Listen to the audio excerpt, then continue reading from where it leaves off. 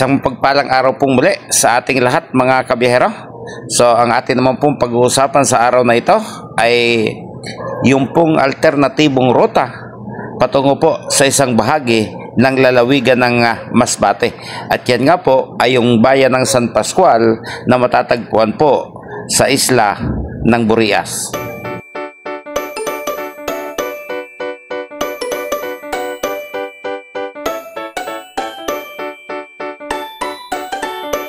Dati-rati po, para marating po ninyo ang isla ng Burias, kinakailangan po kung galing kayo ng Metro Manila ay sasakay po kayo ng bus or may dalaman po kayong maliit na sariling sasakyan, ay maglalakbay po kayo ng mahigit sa 380 kilometers from Manila, 10 hours and 14 minutes na biyahe, at kinakailangan po ay magtungo po kayo sa bayan po ng Pasakaw sa lalawigan po ng Camarines Sur. Yun po yung dating ruta at kaisa-isang ruta noong araw by land at by boat mga kabiyahero.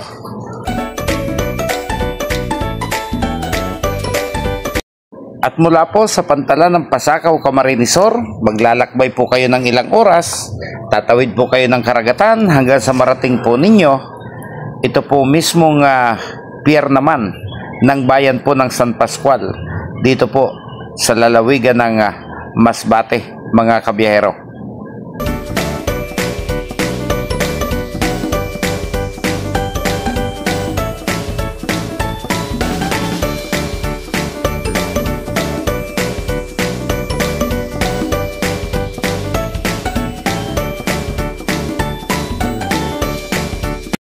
Pero sa ngayon po mga kabiyahero ay mayroon na pong pagpipili ang ruta.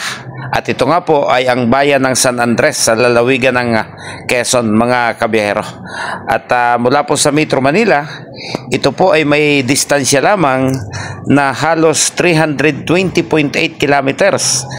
At may travel time lang daw po ito na 7 oras at 24 na minuto ayon po sa ating nakuhang impormasyon mga kabiyahero. Ito pong bayan ng San Andres, Quezon ay katabi lamang po ng bayan ng San Narciso, Quezon, kung saan doon po ako isinilang. At pagdating po ninyo dito sa pier ng San Andres, Quezon ay makikita nyo po ang tanggapan at ang ferry boat ng Star Horse shipping line mga kabiyahero. So pwede po dito ang truck, pwede po rito ang bus, tricycle, motorsiklo at pasahero para itawid po kayo sa destinasyon na gusto po ninyong puntahan. At sa gusto pong malaman yung schedule, ayan, pinalad po tayong makakuha. Paki-screenshot nyo na lang po habang pinapanood nyo po ang video. Nandiyan po yung mga oras at destinasyon ng mga ferry boat ng Star Horse, mga kabiyahero. At maging ang halaga po ng mga pamasahe ng tao, pamasahe ng sasakyan, pamasahe ng pang-estudyante, mga discounted na pang-senior, ay pinalad din po tayong makakuha ng presyo, mga kabiyahero.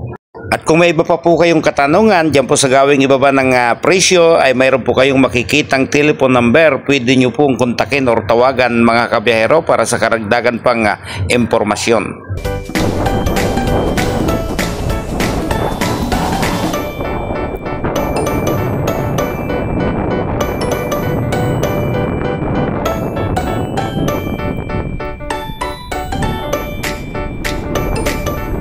Okay, bago po matapos ang ating video, gusto ko pong pasalamatan ng aking kapatid na siya pong nagpadala sa atin at napakiusapan kong kumuha ng mga video at larawan mula po sa San Andres, Quezon.